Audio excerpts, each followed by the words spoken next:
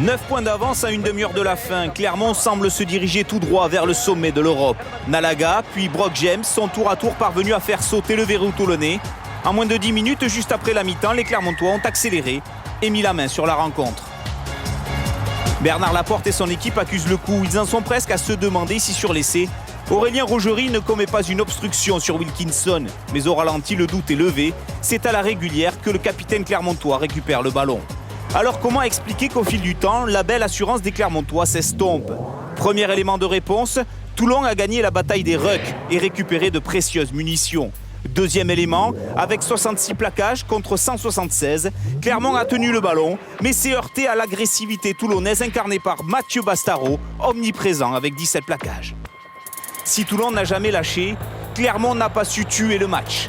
63e minute, les Auvergnats sont à l'attaque depuis leurs 40 mètres. Fofana est repris par Bota. Fernandez-Lobé, jamais loin des points de rencontre, gratte un ballon qui vaut de l'or pour envoyer Dylan Armitage, fanfaronné derrière la ligne. Comment Clermont a-t-il pu perdre ce ballon? En cherchant le grand large, Wesley Fofana s'est isolé de ses soutiens. Les Toulonnais sont plus nombreux à disputer le ruck et mettre la pression sur Sylvie Vatou, qui ne parvient pas à protéger le ballon. Clermont paye au prix fort son envie de produire du jeu. Explication, au début de l'action, ce sont les Toulonnais qui perdent le ballon. Clermont a l'avantage, mais cherche à multiplier les temps de jeu plutôt que d'aller jouer chez l'adversaire.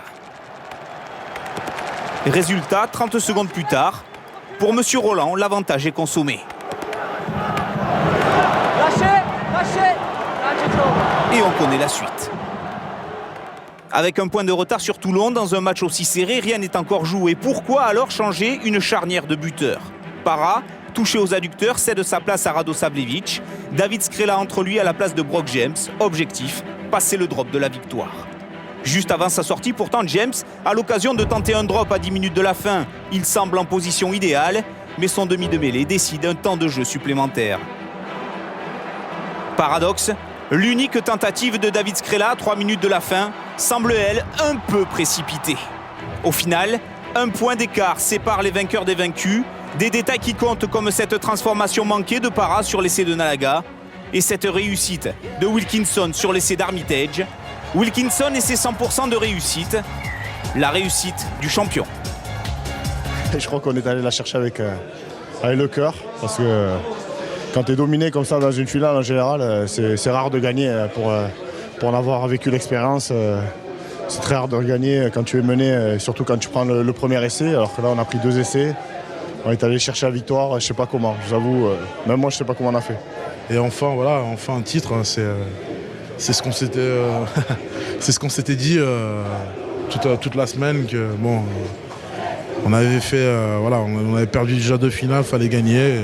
Bon, maintenant il nous reste un objectif et pour réaliser quelque chose d'historique. On fait le match, on marque 2 essais, on marque un essai, on fait beaucoup de jeux, mais on ne concrétise pas quand il fallait. Bon voilà, ça nous échappe. C'est une grosse déception, mais heureusement que c'est pas la fin de saison. C'est pas fini. La semaine prochaine, il y a le top 14, une demi-finale contre Castres. Donc, en connaissant un petit peu le caractère de cette équipe, je pense que lundi, voir les mecs prêts à repartir. Et voilà, donc on va essayer de préparer au mieux possible le match contre Castres. Comme je leur disais, si j'ai repris le rugby, c'est pour eux. C'est pour Bakis Bota, c'est pour Matt Guito, c'est pour Johnny Wilkinson, c'est pour Karl Lehmann. Je leur ai dit merci de m'avoir permis de revenir entraîner une équipe de rugby, je suis revenu pour vous.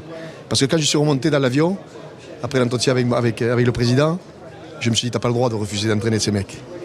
On a tellement eu de respect pour eux quand on les jouait, que cette opportunité, si tu la prends pas, c'est que tu es pas normal, quoi.